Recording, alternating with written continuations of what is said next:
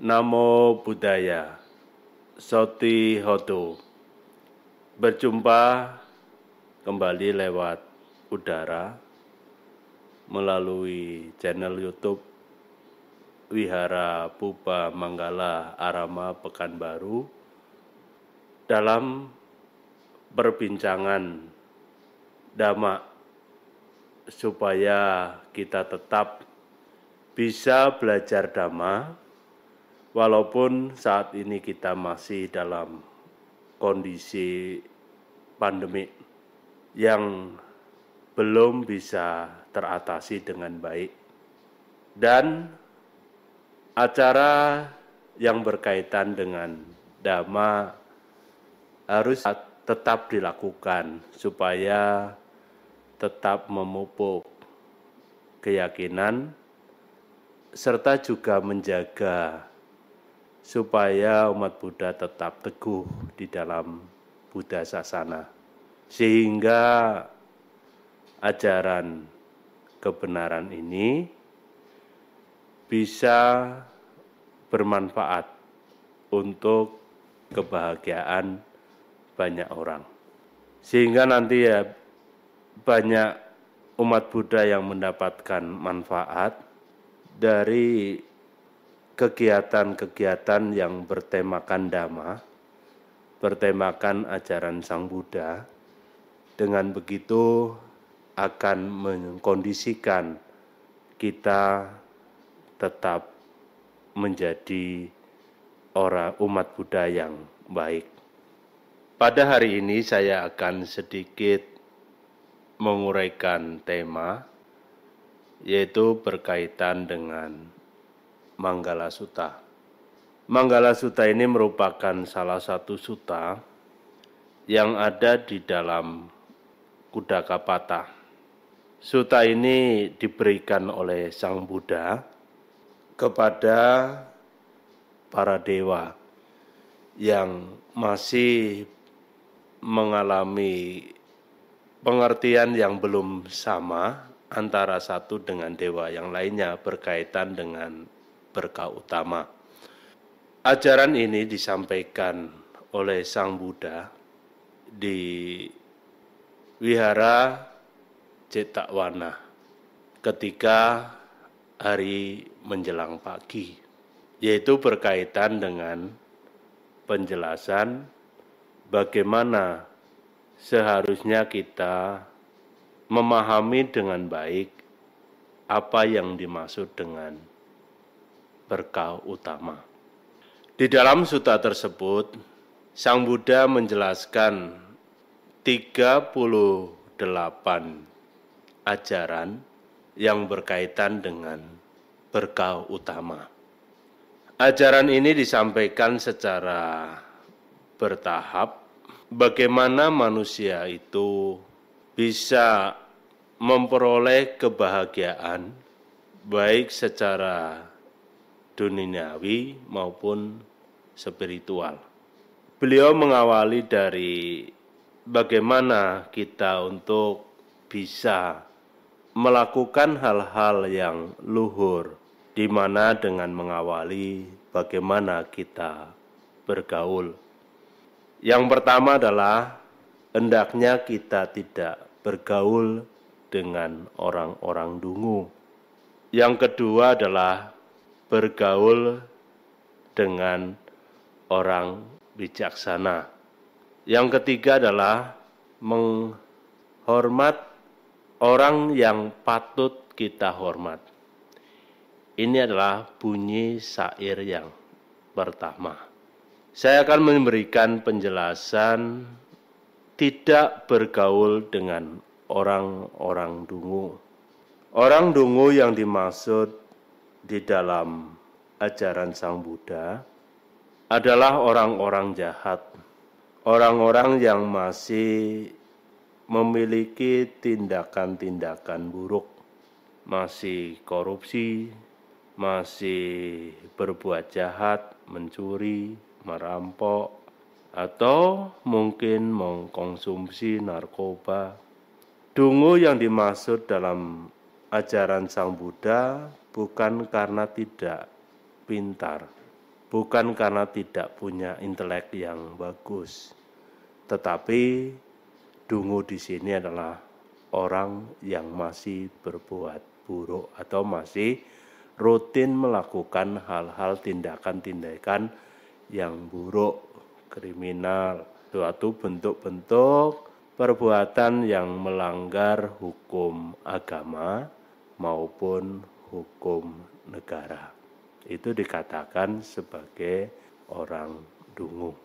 Hendaknya kita mampu untuk menghindari bentuk-bentuk atau ciri-ciri orang yang demikian, karena itu tidak akan membawa faedah untuk kita, baik faedah secara perkembangan secara duniawi maupun batin. Ini adalah yang pertama yang dianjurkan di dalam Manggala Sutta. Yang kedua adalah bergaul dengan orang-orang bijaksana. Bergaul dengan orang-orang bijaksana di sini adalah orang-orang yang mengerti mana ini baik, ini tidak baik. Ini bermanfaat, ini tidak bermanfaat. Ini berguna, ini tidak berguna.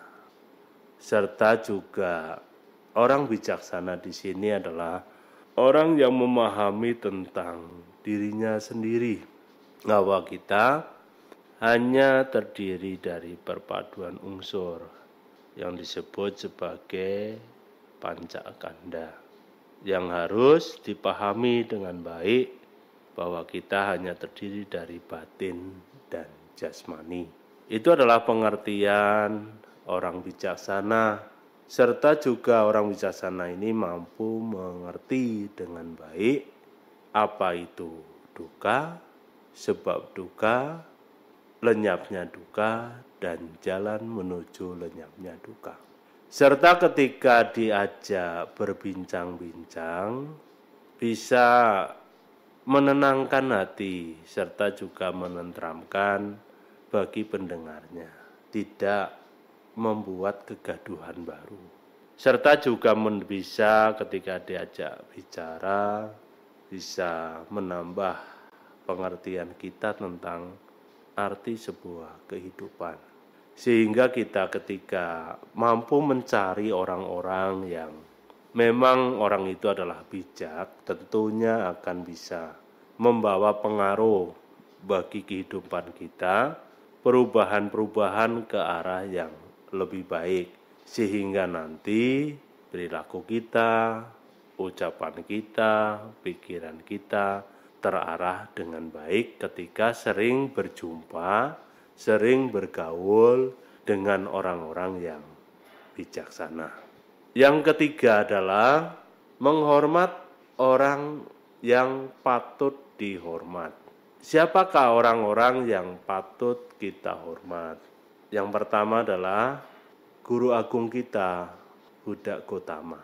Mengapa kita harus menghormat Sang Buddha? Karena Sang Buddha telah memberikan ajaran mulia yang bermanfaat, yang memberi manfaat berupa kebahagiaan ketika orang mau mempraktikkan ajaran beliau. Serta juga telah menuntun supaya umat Buddha bisa mengerti kehidupan, memahami kehidupan, sehingga memiliki kehati-hatian di dalam menjalani kehidupan, sehingga kita bisa memperoleh kebahagiaan juga.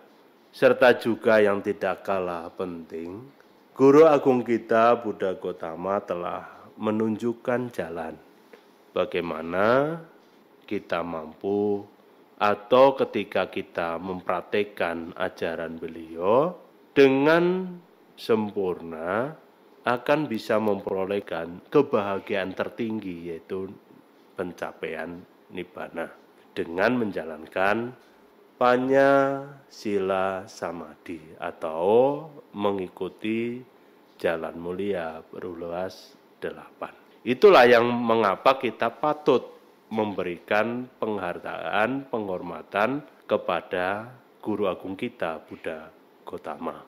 Yang kedua, orang-orang yang patut kita hormat adalah orang tua. Mengapa?